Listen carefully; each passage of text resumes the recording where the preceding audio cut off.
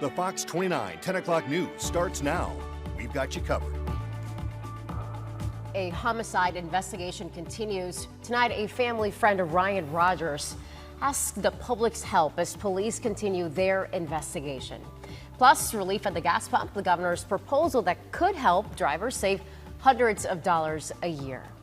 It's not just the gas prices that had our attention this week. It's also the weather as many people prepare for Thanksgiving. But will we see a noticeably cooler forecast? First Alert Chief Meteorologist Steve Weigel has that answer for us. Steve. Yes, we will, Honey. We're already starting to notice a little bit of a change, especially on the Treasure Coast. The first of two fronts has worked through. The second one will work through after midnight, and we're cooling off now into the 60s, mid-60s everywhere, and dropping into the 50s in a lot of spots for the overnight lows. The first front's now pushing in through Miami, and the rain that we saw today is now well off the coast into the Bahamas. Overnight lows will be in the 50s and low 60s, generally 60s.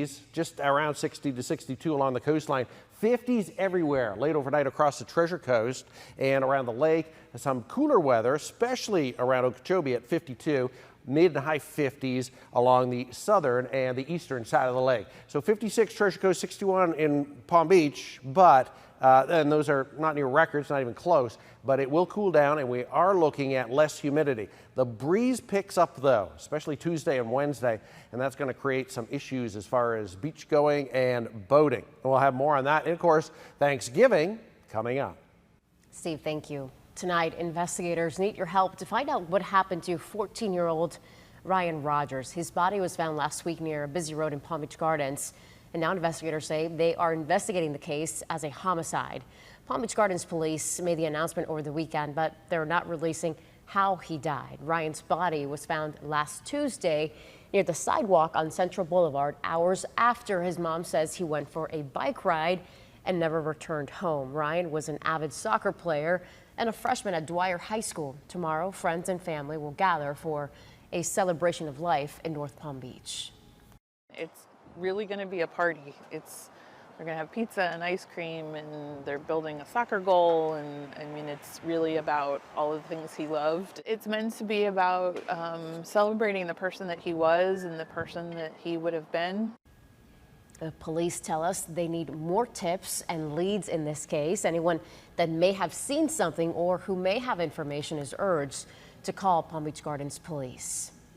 Tonight, hundreds gathered for a candlelight vigil to honor the lives taken at the dozens of others injured, I should say, at a holiday parade in Waukesha. Authorities say at least 5 people were killed when the driver of a vehicle drove through the parade at a high rate of speed.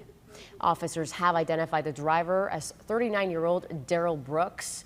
Law enforcement officials say there is no evidence that Brooks knew anyone at the parade, and the tragedy was not an act of terrorism. Police say the incident happening just minutes after he reportedly fled a domestic dispute nearby. Brooks is now facing several counts of intentional homicide. The police chief said while the scene was horrific, he did say that he saw a lot of good people trying to help those victims.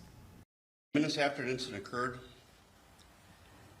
I responded to the scene, and what I saw out of chaos and tragedy was heroes, first responders, and the community coming together. The victims killed include 4 women ages 52 to 79 and an 81-year-old man. At least 16 others, including children, are still hospitalized in critical or serious condition.